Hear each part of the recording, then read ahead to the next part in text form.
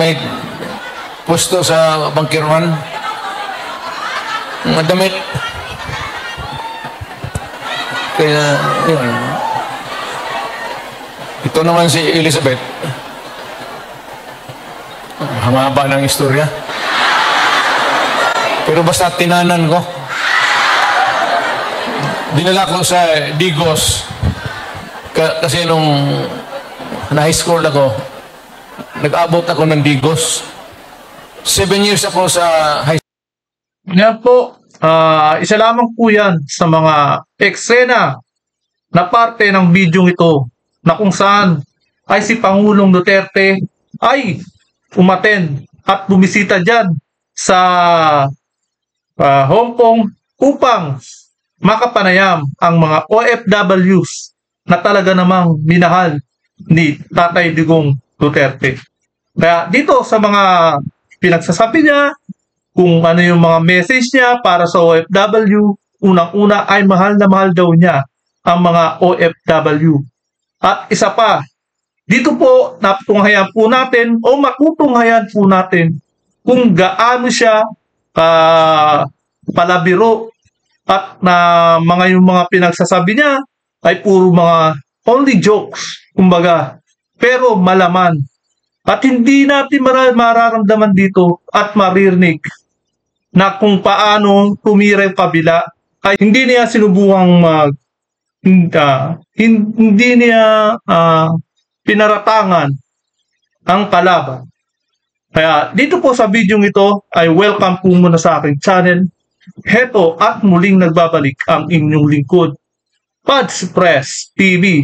Kaya dito po ay tuloy po natin ang video at umpisahan po natin ang video ito. Tado siya. Ano pa naman ang Pilipinas noon, ang hanap buhay nasa siyudad talaga. Una-una, yung tulong ninyo sa economy ng bayan. At second, yung social order. Yung problema na yung mga anak natin makapag-aral ng husto. Kaya naman ako nakita ninyo na patong-patong ang kaso ko. Sa totoo lang, baka ang balita ko may warrant daw ako pag... Hindi, totoo. Yan po. Nung sinabi niya na may warrant siya, kita nyo naman kung paano nag-react ang mga OFW. Hindi nila matanggap na may warrant si dating Pangulong Duterte. Ganyan nila kamahal si Pangulong Duterte. Pero, totoo ba na may warrant? Hindi po tayo pasisiguro. Unang-una, wala pa naman dito yung mga taga-ICC. Bakit nila bibigyan ng warrant? Isa po yung fake news na naman na nangyayari. Hindi po totoo na may warrant si Pangulong Duterte. At ito po, ituloy po natin ang video ito. Yung sa ICC or something, matagal na yung hinahabol ng mga putang ina. Makita niyo. Hindi ba? Matagal na yan. Matagal na yung ICC na yan. Bakit? Matagal na siyang hinahabol. Ang tagal na yan, bakit hindi nila subukan? At nang masubukan nila, ang galit ng tao. Makikita nila yan. Tutusin, maraming nagmamahal kay Pangulong Duterte. Kapag yan nangyari, malamang marami ang aangal at magrereklamo ng mga taong bayan dito sa Pilipinas.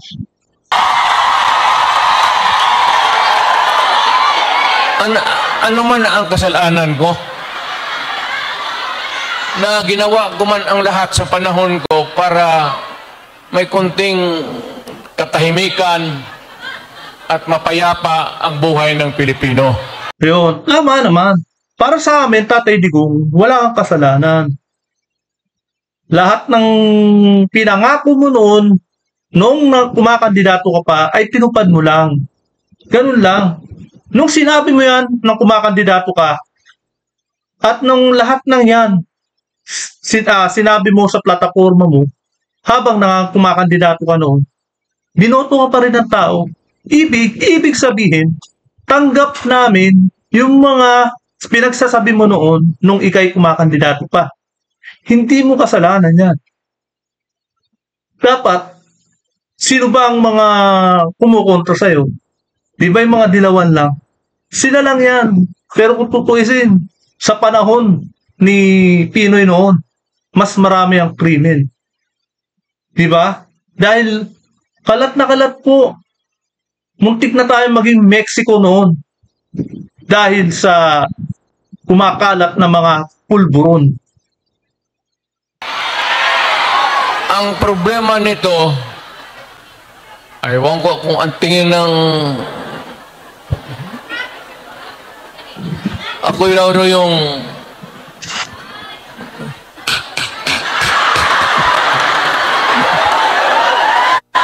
sino lang ba nagsasabi niyan? Yung mga tinawan na. Yung mga against lang sa'yo. Yung mga hindi na kinabang sa'yo. Pero tutusin, may disiplinado ang ginawa mo lang para sa amin. O ganito na lang. Ito ganito na lang. O sasabi ko. Assuming na totoo. Totoo talaga yung naririnig ninyo. Bakit ko ginawa yan? Para sa sarili ko? Hindi. Para sa pamilya ko? Hindi rin, hindi. Para sa inyo at ang inyong mga anak. Tama. Yan. Tama, yan po yun. Kaya ako man. O, di ba? Kaya kami minahal ng mga OFW dahil yung mga anak nila rito ay naging safe. Naging safe sila nung kapanahunan mo nung ikay presidente pa rito. Kaya yung mga nararamdaman ng mga OFW na yan, maluwag ang nararamdaman nila dahil alam nila na ang Pilipinas noon ay safe. Kumbaga, hindi na masyadong kalak ang mga krimen noon.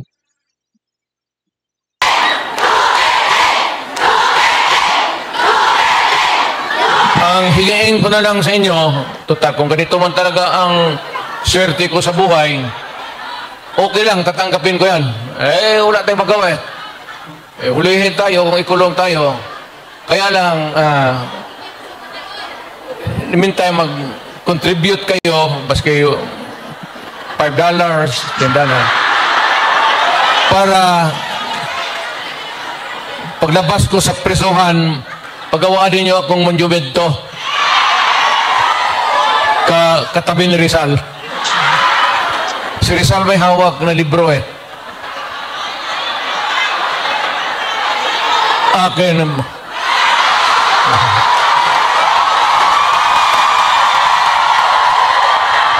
Kaya bakit? Tumahimik ba ang bayan natin kung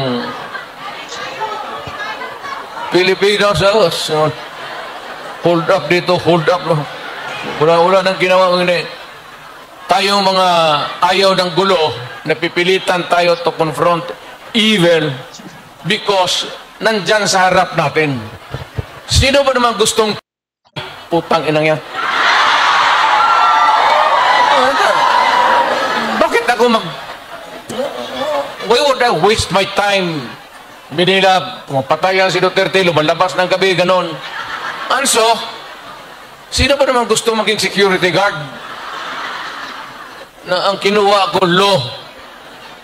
So, but, guro sa... Halimbawa na lang, lagi na lang siyang puyat. Kumbaga, konting-konti na lang ang tulog niya. Dahil po sa sipag at tiyaga ni Pangulong Duterte. Kaya kulang-kulang na ang tulog niya. Masyado nang napupuyat. Dahil sa talagang ginagampanan niya ang pagka-presidente niya na noon. Diba? Hindi kagaya ngayon. Walang ginawa kundi magpulburon. Eto, galit na galit siya sa pulburon. Pero puyat na puyat siya. Dahil ginagawa niya ang sakripisyo niya dito sa Pilipinas. Imagine, noon nga may nagsasabi sa akin na isang OFW na talagang ang sarap daw tumira ngayon sa Pilipinas. Noong kapanahunan ni P. Duterte. Ngayon, ewan ko lang. Trabaho, alam mo sa gabi, diyan rin lumalabas yung mga masasamang tao. At diyan rin lumalabas yung nakakatakot na magandang babae sa buong bayan. Another joke na naman ang sinabi ni Tatay Dugong.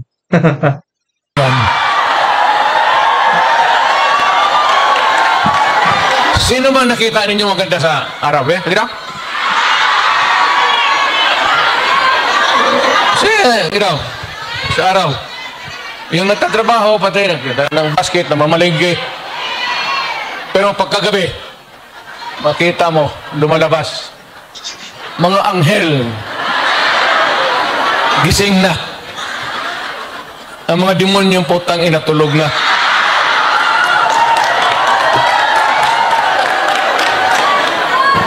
Hindi, ano na tayo? Seriously now. No, our country is not yet that well off. I'm very sorry na nakikita tayo dito at kayong napunta dito sa loob kasi sa labas mga Pilipino rin naghihintay doon. So, sino may-ari itong Wala ko, yari. Nasita pa ni Tatay Digong ang basketball court na yan. Yan po ay gawa sa Hong Kong. Kaya ito po, ulitin po natin, panoorin pa ulit natin. mahinang klase. Another joke. Siguro, contribute lang tayo. Gawa natin third floor. For exclusive use. Nako, pinasasaya lang kayo ni Tatay Digong. Kaya kayong mga OFW, dyan, siguro naman, nawala ng, pagkalungkot nyo.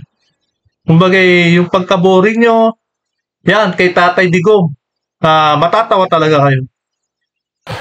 Para every Saturday makita-kita tayo.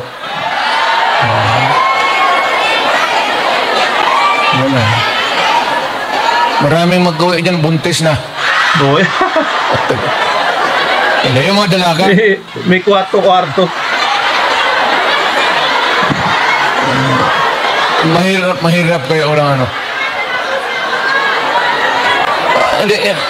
hindi ako mag-survive ng buhay na walang Malamang. dito pa.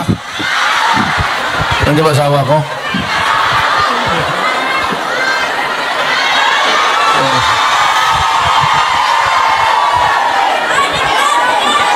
Well, ganito yan. We were not really ordered, but maybe it was a form of an order. But ang dumating sa atin, a request from the Hong Kong authorities that we avoid talking about politics. Ako wala naman akong no plans to talk about politics. It's too early. I will talk about it sa Pilipinas. Doon na lang kayo makinig. I'm not trying to na kayo you vote for I leave it up to you to decide for your own kung ano talaga ang mabuti para sa bayan. Pero kung kayo, if you have to listen to some advice, maybe you can consider the advice ng former president. An advice that is only good for the country. I am not talking about any candidate, but the interest of the Philippines. So, but meron akong mga kaibigan na nandito. Grupo kami dumating. I happen to promise saan nga yung wala pa ang asawa ko.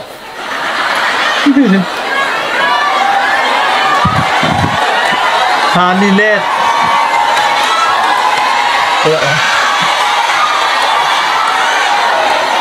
Grabe, no? Tuwang-tuwa pa rin yung mga OFW na nandyan sa court. Kahit na yung joke ni dating Pangulong Duterte, Na masyado ng, kumbaga, nakakaano na rin sa mga babae. Grabe, no? Pero tuwang-tuwa pa rin at masaya pa rin talaga ang mga OFW. Tingnan nyo naman, dito may saglit lang na napawi ang kanilang homesick, kumbaga yung pag-aalala sa mga anak, nandyan, lumabas ang mga pagkamasaya nila.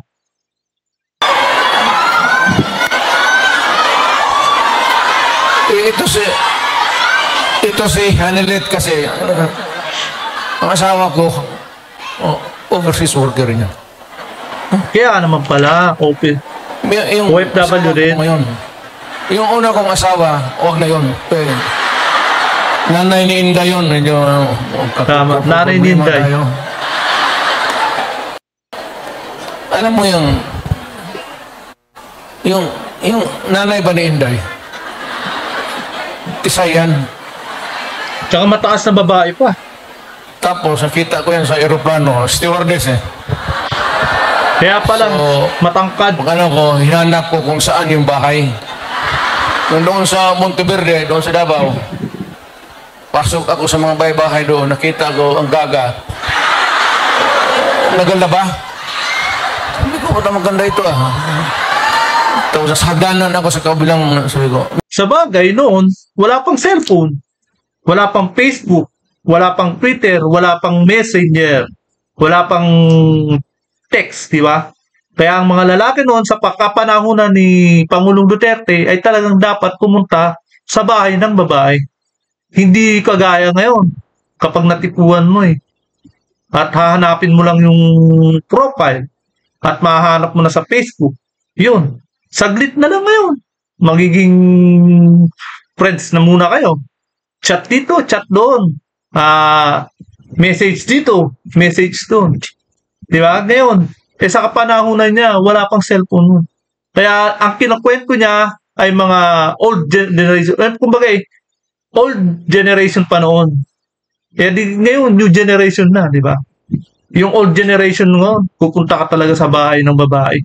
Yan, kinakwento ni Tatay Digong, sample yan, na kapanahunan niya. Ganyan dati ang mga kabataan. Mas mahirap noon, kesa mas madali ngayon. Miss, labandera ka? Nga lang, nakakatawa, di ba? Nangyari sa experience niya. Ewan ko kung sino taga-Davao dito. Yung hagdanan nila nung nahalata ng nanay, si Puring, mother-in-law ko, inilipat yung aso doon sa hagdanan. Sa pa yun. Hindi ako makaakyat. May harang na bantay. Kaya, hiningi mo Ano lang yan yung anong tawag yung pukpok sa Bisaya? Balutin mo ng karne, tapon mo doon. Dalawang araw, ang aso nila dalawang araw na nangingisay ang aso. Tangina mo. Nung namatay,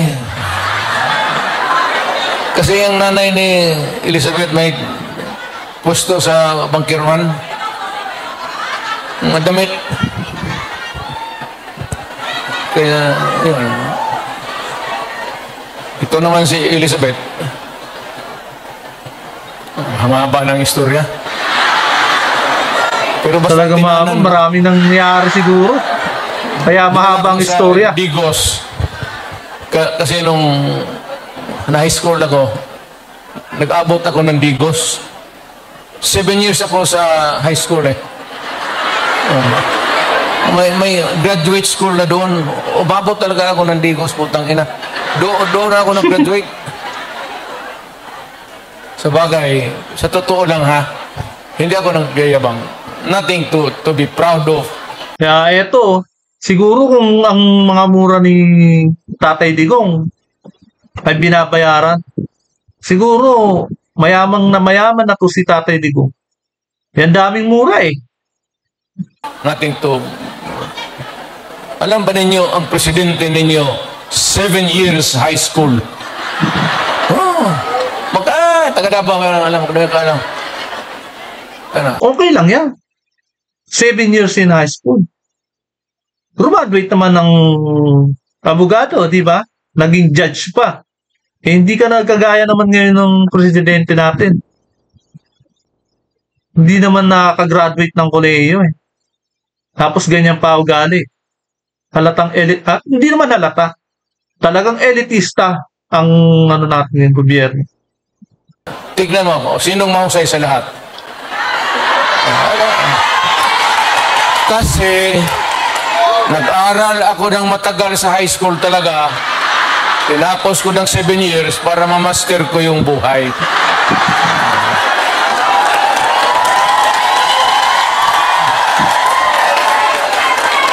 Ngayon, noon nagpunta ako. Kasi naman pagdating naman kasi sa high school eh, kung ano mo lang yung, kumbaga, matalino ka ngayon. Tapos yung kaklase mo eh, medyo mahina-hina sa high school. Pagdating ng college, diyan kayo magkakatalo.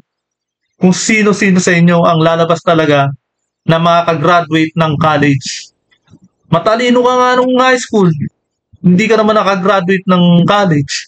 Tapos, yung kasaklase mo eh, mahina nung high school, pero nakagraduate ng college. Tapos, hindi na nakagraduate. Naging matalino pa, di ba? Minsan, bumabaliktad ang mundo sa pagdating sa mga estudyante. Ganyan lang yun. Ito patuloy po natin ang video. Dito, pamilya, kung kami kilala. Ngayon, pasok ako sa harap ninyo, mayabang na. Mga kababayan, ano bang sunod ang gagawin natin? Ano ba itong Pilipinas? Maligaya kayo o hindi?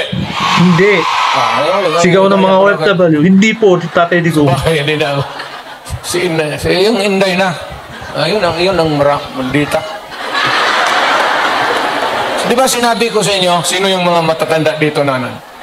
Di ba sinabi ko sa inyo, maliit pa yan si Inday. Sinabi ko na sa inyo, maldita yan, bantay kayo. Yan na. So, nakita nila nagbugbog ng pulis. Oo, dati yan. Hindi lang yun. Hindi, yung nakita lang ninyo sa TV. Sa TV, yan. Yung mga driver namin, pati buang talaga yung si Inday. Dari na. Laglag na. Pero kung yun ang masunod sa inyo, magsunod sa akin pagka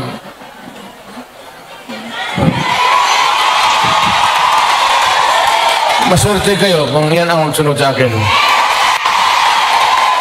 Kasi malapit na tayo talaga sa gira. Pero wag ka kaya ganyan-ganyan lang si Inday Sara.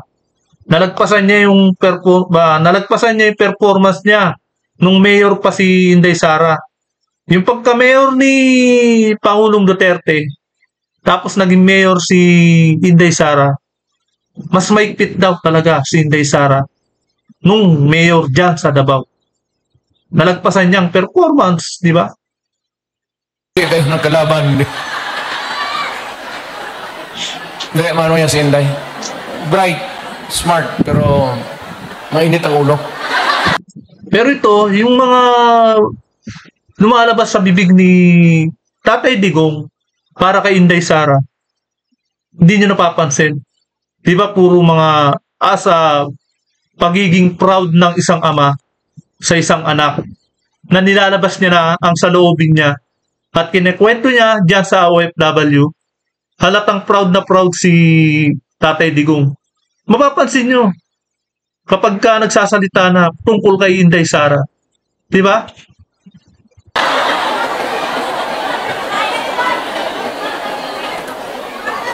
Hindi na ako magtagal kasi ang pinunta namin dito magpakilala naman. Sabihin ko lang yung mga pangalan, tandaan lang ninyo.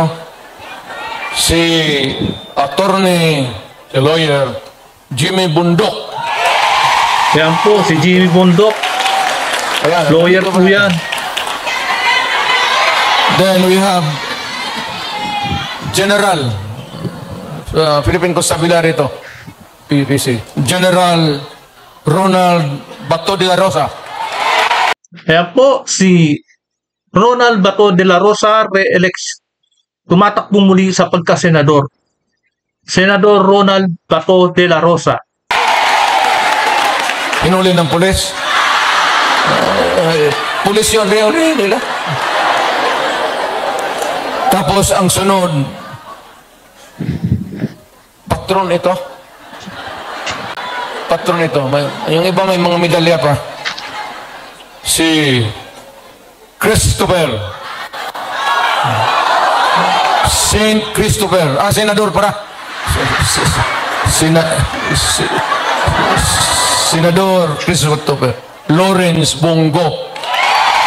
Ayan po si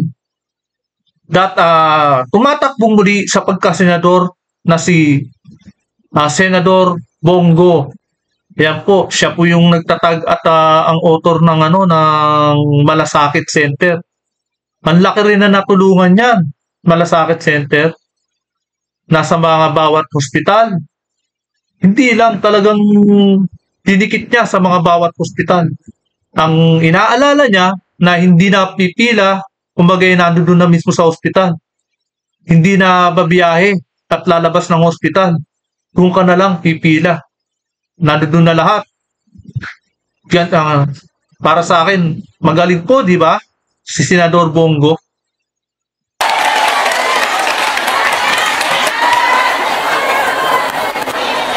Ito yung si Bongo, noon po, the longest time nakikita ninyo, Mayor ako, ito yung aide ko.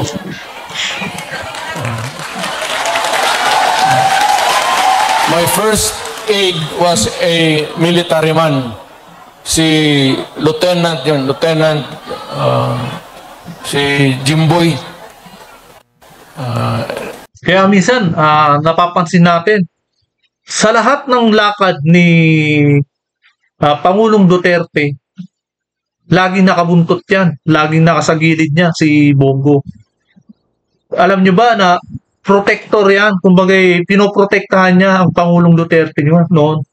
Siyempre, sino-sino ba naman ang pwede pagkatiwalaan niya, kundi si Bongo lang din. Kaya, yan po, kung ano man yung, kumbaga malay mo, may mga nagbabackfire sa mga alagad niya dyan, o yung mga bodyguard niya dyan. Hindi naman, kumbaga, hindi natin dapat pagkatiwalaan yung mga ibang bodyguard talaga. Kailangan niya ng isang Bongo na talagang magpo-protect sa kanya. Hindi niya pinagkatiwala ang sarili niya sa mga bodyguard lang. Di ba? Kaya sa mga ibang politiko, di ba? Nangyari doon eh. Kaya ito po, tuloy po natin. Kabarkada niya, namatay. Tapos sabi niya, kung wala pa akong kapalit, many years ago, volunteer siya. Sabi ko, sige. Pero mausay, Senator Bongo. Yan po, Senator Bongo. Pero walang ito bright ito. Bright talaga ito. Chinese eh. Ang check, magkwenta ito sa yung mga finances namin, gano'n. Hindi na magamit ng calculator. Dito lang. Puntang ako nga, 1 plus 1, 3 na.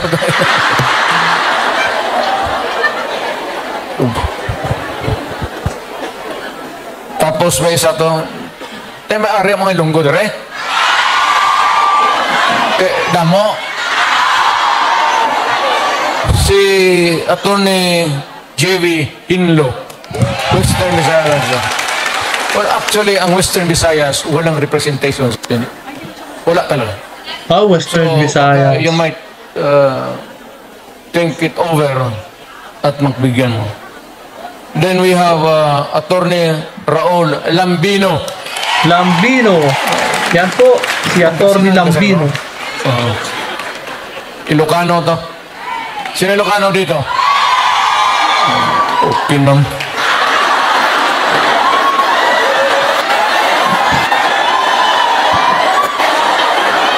Yan po, si Attorney Lambino. Si Rodante Marcoleta. Yun, palakpakan po natin. si Congressman Dante Marcoleta.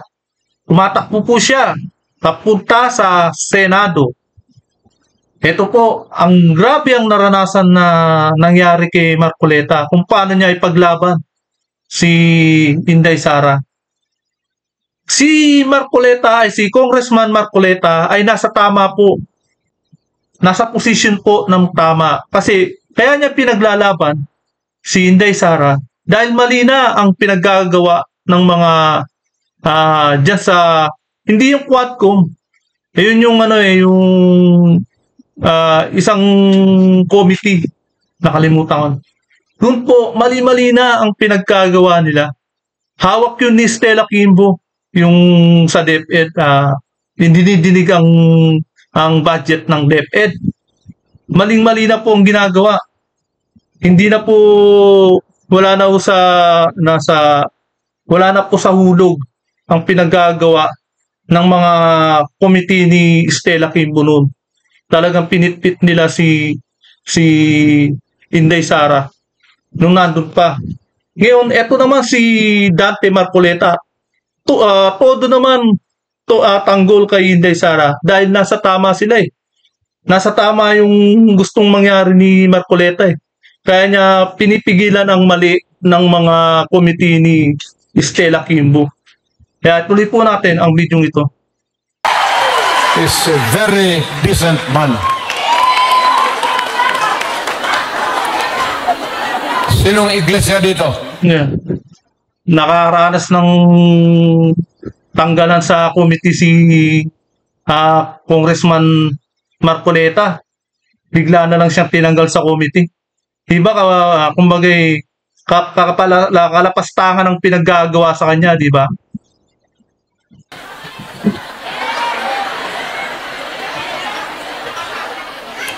Kandidato natin yan, ha? Yung? Kaya tayo, yung mga KOJC, Iglesia ni Cristo, magsama-sama kayo, iboto nyo si Rodante Marcoleta, na congressman na si Dante Marcoleta. Kaya sana siguraduhin natin na tayong mga Katoliko rin ay boto rin natin. At yung mga KOJC at Iglesia, maging solid sana sila na iboto si Marcoleta. Hindi lang si Rodante Marcoleta. Lahat ng mga taga-PDP na kumakandidato sa pagkasenador, sana maging solid sila. Muna si Pastor? Ibuloy mo naman? Si Pastor Kibuloy Mayor, nasa standing. So kung di mo siya dito sa akin, sunod lang standing. Punudang lang siya. Nandito pala. Hindi ko alam yan, ha? Honestly. Tatakbo pala. Baka naglakad dito kasi hanggang ngayon wala pa. Di ba siya yung kaharap ninyo palagi? Pastor Apollo Kibuloy. Yeah, si Pastor, ako Apollo Kibuloy.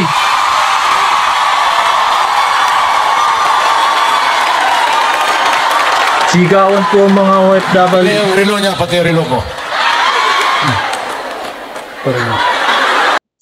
Pagdating kay Pastor Apollo Kibuloy, talagang palakpakan din po ang mga OFW. Mabanggit na ni Pangulong Duterte. Sana manalo rin po si Pastor Kibuloy sa pagka-Senado.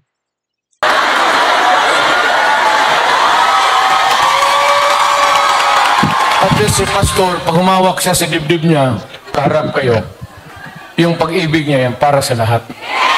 Nanggagaling sa puso ang ibig sabihin niya. Maglugod. Tapos nakatingin ng magandang babae. Tawa ng tawa ang mga OFW. Another joke na naman. Pero yung mga gano'n na I'm proud to meet you, mga gano'n na style. Pero yung mga gano'n, tapos huwag yan. Oh, ganyan. Ang sunod si Attorney Vic Rodriguez. Yan. Ito, mahusay ito. Mahusay talaga ito. Galing ito ng Malacanang.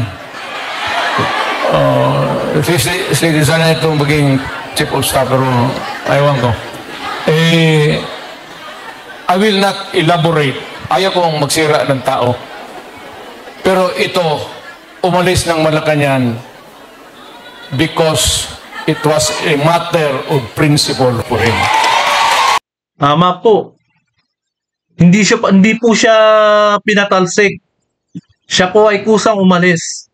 Dahil po sa kanyang prinsipyo na alam naman natin na kung ano yung kapalpakan. Naikwento niya naman yan sa mga nagdaang araw. Naikwento niya naman yan. Hindi niya tanggap ang sistema ng gobyerno. Umpisa pa lang yun. Pero kung niya si Attorney Vic Rodriguez, ay loko-loko lang yan. Malamang, malaki na ang pera na nahahawakan niya. Pero, nasa mataas na posisyon na siya Diba? Bakit bumitaw pa siya? Dahil sa kanyang prinsipyo. Alang-alang sa mga kababayan natin. At alang-alang sa Pilipinas. Yan po si Attorney Vic Rodriguez. Para sa Senado, iboto po natin. Huwag po natin ikalilimutan ang mga klaseng ganyang tao. So, maintindihan na ninyo. Talagang prinsipyo na tao. So, itong isa,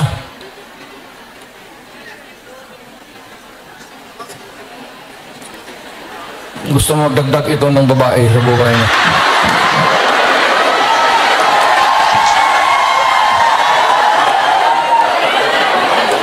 Magdagdag ito ng mga 3 pa, kulang ang sweldo nito.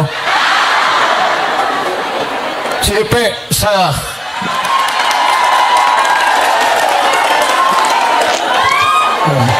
kita mo? Eto si Philip Salvador gaganyan-ganyan lang yan. Pero wag ka. Matapang na tao to. Eto laging katabi ni Senador Bongo Imposibleng walang natutunan niya sa politika, sa katabi niya kay Bongo, sa mga nakikita niya sa Senado. Diba? Imposible naman na wala siyang natutunan. Marami siya sigurong nakita at naranasan sa loob ng Senado. Lagi niya ba naman kasama si Senador Bongo Diba? Malamang nasasabihan niya ni Senador Bongo. Kaya yan nagkaroon ng interes sa politika dahil nakikita niya at naikukwento siguro ni Senador Bongo sa kanya. At nakikita niya yung tunay na nangyayari sa ating bansa. Hindi ka tulad ng mga nakaupo ngayon. Grabe. Basta yung magandang ka dyan.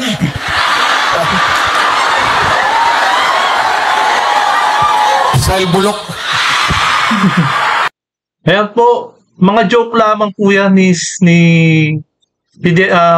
dating Pangulong Duterte. Ganyan lang po yan. Pero, kumbaga, seryoso po yan. Kaya niya naisali yan sa PDP.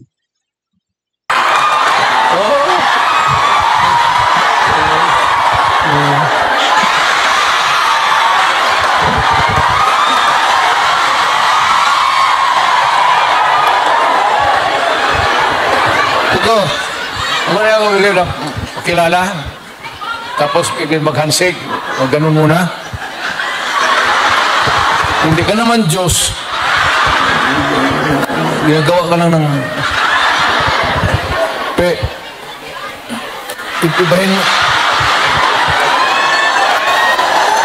Ibahin mo na yung style mo. Bulok na yan. Another joke na naman. Banat ni Tatay Digong. Idagdag kami, kung sakali lang. Total makatulong ito. Ibig sabihin, kung sumubra kami sa numero, taga Davao kasi ito. At hindi naman namin mapigilan kung tumakbo. Nandito, hindi ko naman hiyain. So, Eh, sasali ko na lang rin baka. Doktor ito. Pero ang balita ko,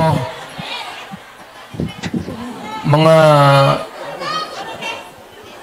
8 na pasyente niya namatay na.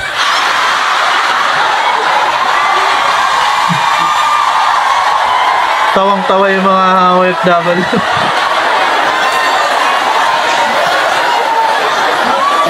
Yung mga banat talaga ni Tatay Digong. Grabe. Either mali yung medisina binigay niya o pinatay niya kasi ayaw mabayad. Dr. Mata. Yan po, si Dr. Mata.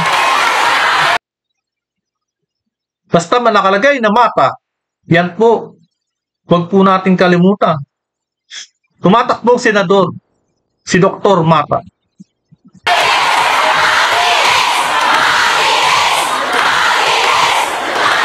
Malinis. Walang bahid. Yan po, malinis walang bahid. Sa totoo lang sa lahat na mahiya lang ako mag ano. Sa lahat na binasa ko, at least 2 lang ang 3 ang medyo matino dito.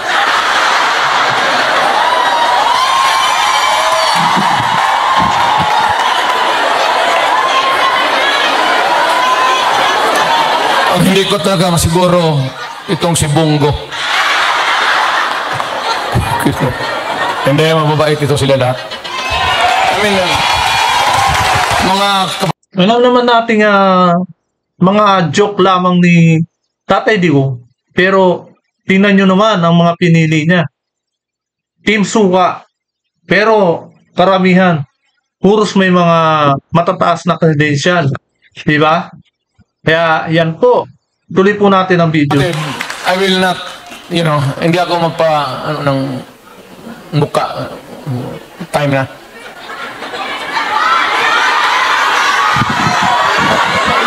Ikaw yung manager dito? Ito yung protocol, Mayor, na zero kita nila sa dito bali. 20 minutes pa, 20 minutes pa, 20 minutes.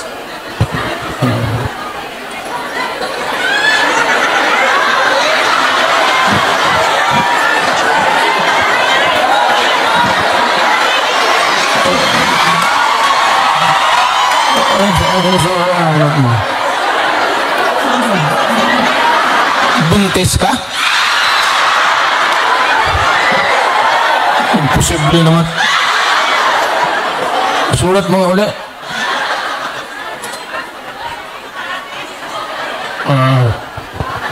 Kala ko...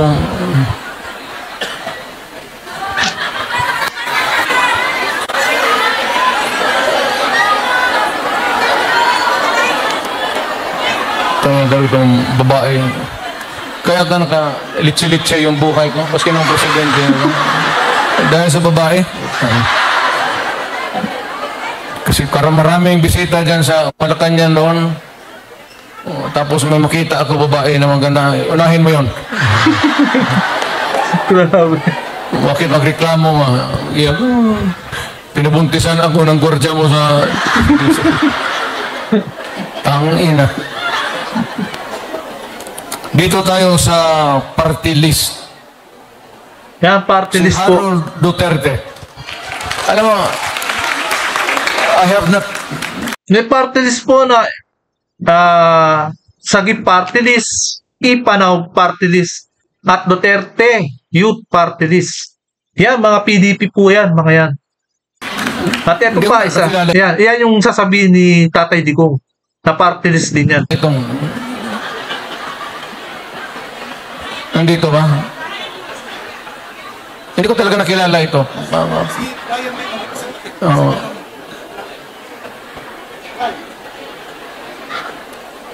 Ang nandito si second nominee, si Brian Lim.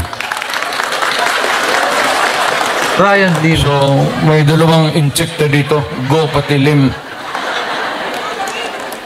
Dito na lang kayo magtakbo sa Hong Kong. Sige. Then pangatlo si Johnny Toleran. Walang sinabi, walang binatbat o wala?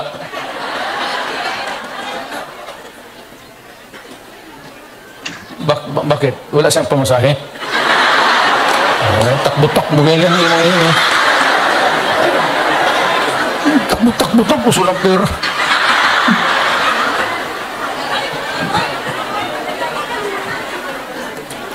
Ano pa ba? Ano pa ba ang seriously now? Ano pa ba ang dapat ninyong malaman? Well, one is that we're trying really to improve the governance of the country to help. Lalo na kayo who are here working, sending the remittances, the money Opo, yan tao. to make your family stronger. I would encourage you to, number one, pray to God that you will persevere. Hindi naman tiis, pero yung persevere ka sa trabaho ninyo. Kasi pag ako, kung hindi na mayor, mag-apply na rin ako dito sa Hong Kong. Hindi man ako maghiya magtrabaho ng bagahe, kaya wala makilala sa akin. Just pray to God and rest assured that we are doing everything we can to really improve our country.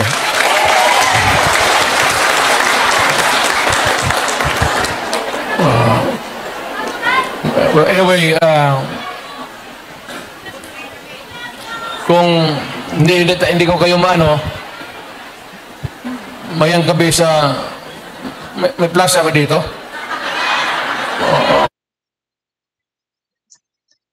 Yan po, narinig po natin ang payag ng dating Pangulong Duterte.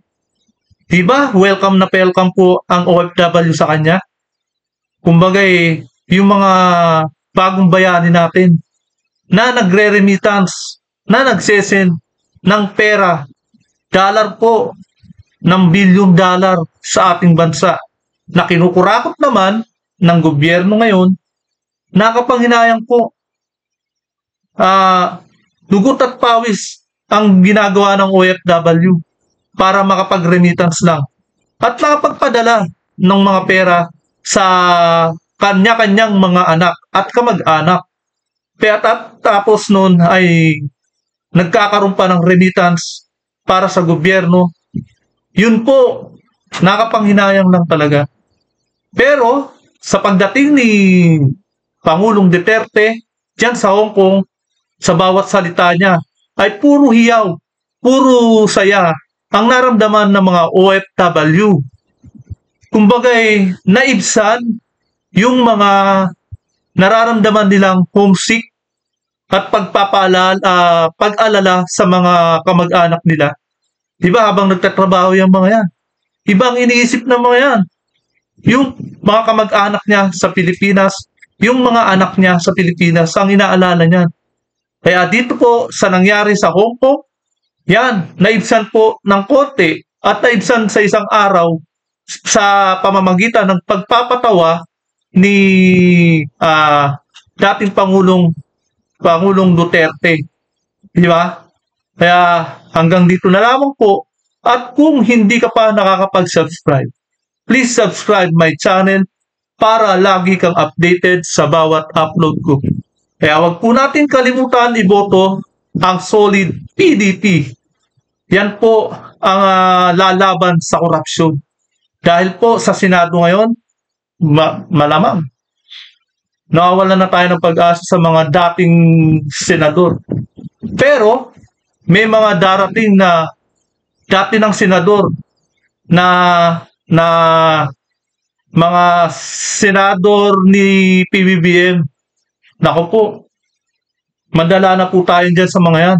Ang tatanda nila, tumanda na sila dyan sa Senado. Ganun pa rin ang nangyayari. Style sa congressman ng mga yan. Ayaw rin magpatalo ng mga yan. Yung mga resource person, kapag iniimbestigahan ng mga yan, mga dating senador na yan, wala, parang si Rapi Tulfo lang din. Binabara ang mga resource person. Kaya hanggang dito na lamang po, at kung hindi ka pa nakakapag-subscribe, please subscribe my channel para lagi kang updated sa bawat upload ko. Maraming salamat po.